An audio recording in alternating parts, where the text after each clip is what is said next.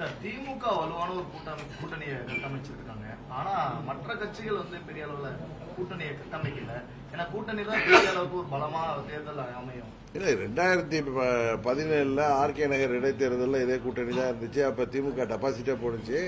2019 தேர்தல் அப்ப இங்க பழனிசாமி ஆட்சி மேல இருந்த கோபத்தினால மக்கள் தமிழ்நாட்டில் தேசிய ஜனநாயக கூட்டணிக்கு வாக்களிக்கல. ஆனா அவர்கள் மற்ற மாநிலங்கள் எல்லாம் எம்பி சீட்டுகளை பெற்று வெற்றி பெற்றார்கள்.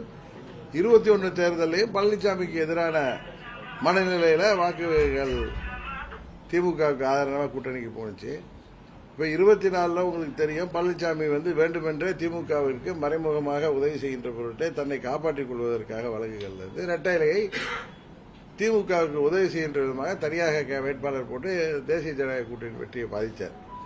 இப்ப ஒரு கூட்டணி பலமாக இருக்கலாம், ஆனா மக்கள் எதிராக பொழுது அந்த கூட்டணியின் வாக்குகள் எங்கு போனது என்றே தெரியாமல் போய்விடுது. கடந்த காலங்களில் நீங்க பார்த்திருக்கீங்க.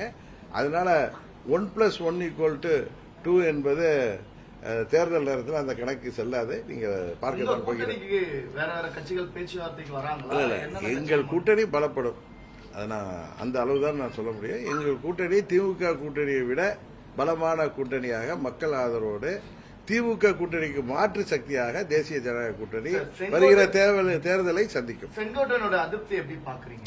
அதுதான் சொல்றேன். திரும்ப திரும்ப இந்த ஆட்சியில நடக்கிற முறைகேடுகளை பத்தி கேள்வியே கேட்காம நீங்க வீணா போன பழனிசாமியை பத்தியே கேட்டுட்டு இருக்கீங்க. இல்ல இது ஒரு பெரிய இது பல முறை கேட்டாச்சு. ஒரு 15 நாளா கேட்டு கேட்டு புளித்து போன சப்ஜெக்ட் இது.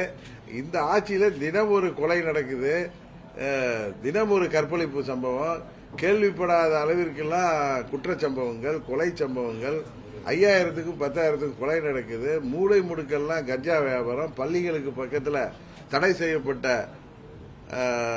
போதைப் பொருட்கள்லாம் விற்கப்படுகிறது. இந்த ஆட்சியாளர்கள் தூங்கி கொண்டிருக்கிறார்கள்.